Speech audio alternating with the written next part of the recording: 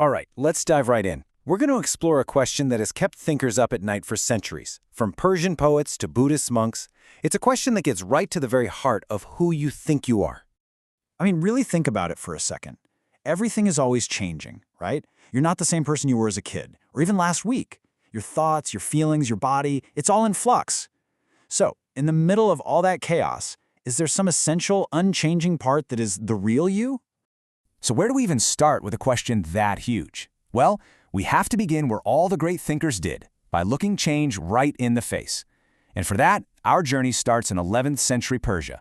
Let's meet our first guide, Naser Khosrow. Now, this guy was living 1,000 years ago, and when he looked around at the world, he saw one defining feature above all else: instability. It seemed like nothing was ever built to last. And here's what's so fascinating: his diagnosis for why everything is always changing. He said our physical world, this place we live in, is basically a realm of opposites. Think about it. You can't have up without down, right? Hot without cold, strong without weak. Khosrow argued that this built-in conflict is the actual engine of change. The world has to be in constant motion because it's made of these clashing forces.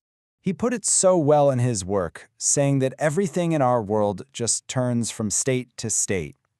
It's a really powerful image of a world that's defined by not being permanent. But that raises a massive question. If everything is always shifting and breaking down, what does that mean for us? And this is where Khosrow offers his big solution. He figures if the physical world is a place of constant decay, then our true self, our true nature, must come from somewhere else entirely. He envisioned a totally different place, a spiritual world, a realm of pure permanence and stability. And unlike our world of opposites, this place is unified, it's whole, because it comes from a single, perfect source. There's no conflict, no tension, just harmony. So he lays out this epic journey for the soul. He says our true self, our soul, starts out in this perfect spiritual place. Then it comes down into our physical body, which is basically just a temporary vehicle, a place for it to grow and be tested. And then, once the body inevitably falls apart, the soul is set free and returns to its eternal home, where it stays totally unchanged forever. So for Naser Khosrow, the answer to our big question is a huge, resounding yes. There absolutely is an unchanging you. It's your soul. And the whole point of this life, this messy existence, is to take care of that soul and make sure it gets back home safely. It's a beautiful story of exile and return. Okay, that's a pretty compelling idea. But what if that whole way of thinking is completely backward? What if looking for an unchanging self isn't the solution? What if it's actually the problem? Let's jump to a totally different point of view. So, centuries before Khosrow was even born, and thousands of miles away in India, the Buddha was looking at the exact same problem. He saw the world's instability, he saw the suffering it caused, but his diagnosis and his prescription for a cure could not have been more different. In Buddhism, there are what they call the 3 marks of existence.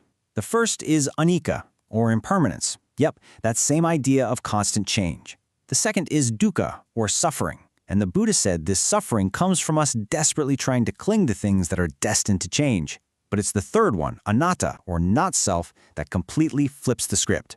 This is the radical idea that there is no permanent, unchanging soul to begin with.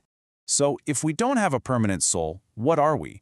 Well, the Buddha taught that what we call me is just a temporary bundle of 5 shifting parts: our body, our feelings, our perceptions, our mental habits, and our consciousness. Each one of these is always changing. So you aren't a solid thing, you're more like a process. You're not a thing, you're an event. It's like a river, constantly flowing, never the same twice. And this quote from the ancient scriptures just connects all the dots perfectly. The logic is so clear. If something is always changing, trying to hold on to it is going to cause you pain. And if it causes you pain, it can't be your true self. So the path to freedom is to look at all these changing parts, your body, your thoughts, and learn to say, this isn't me, this isn't mine, this isn't my permanent self. Okay, so now we have 2 incredibly powerful and totally opposite answers to the same fundamental question. Let's put them head to head and really see how they stack up. Let's just break this down. For Khosrow, the self is real, it's eternal, it's the hero of the story. The problem is that it's trapped in this messy physical world. So the goal is escape, to return to a perfect spiritual home. But for Buddhism, the very idea of a permanent self is the illusion. The problem is our ignorance and our clinging to that illusion. And so the goal isn't to save the self, it's to wake up from the self, a state they call nirvana. It's save the self versus see through the self. And what's so wild is that this isn't just some ancient Eastern debate. You see these exact same ideas pop up all over the world. Khosrow's whole vision of an immortal soul from a perfect spiritual realm. It sounds a lot like the Greek philosopher Plato and his world of forms. And on the other side, centuries later, the Scottish philosopher David Hume looked inside himself for a core self, and you know what he found? Nothing. Just a constantly shifting bundle of perceptions, which is shockingly similar to the Buddhist view. So where does all this leave us? We're basically standing at a fork in the road, with two completely different maps for how to understand our own existence. And these aren't just some abstract philosophical theories. No, they are practical guides. Each one gives us a diagnosis for why we struggle and a prescription for how to find freedom. Path number 1 is the path of liberation. On this path, your job is to see life as a training ground, a place to purify and protect your eternal soul for its big journey home. But path number 2 is the path of awakening.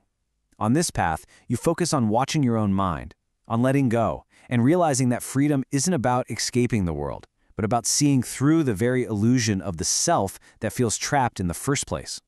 So it all really boils down to this. Is the self the hero of the story, the thing that needs to be rescued? Or is the very idea of the self the problem we need to solve? Two ancient traditions, two brilliant insights, and two totally different answers.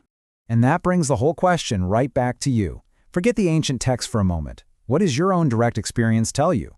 If you sit quietly and look inside right now, what do you actually find?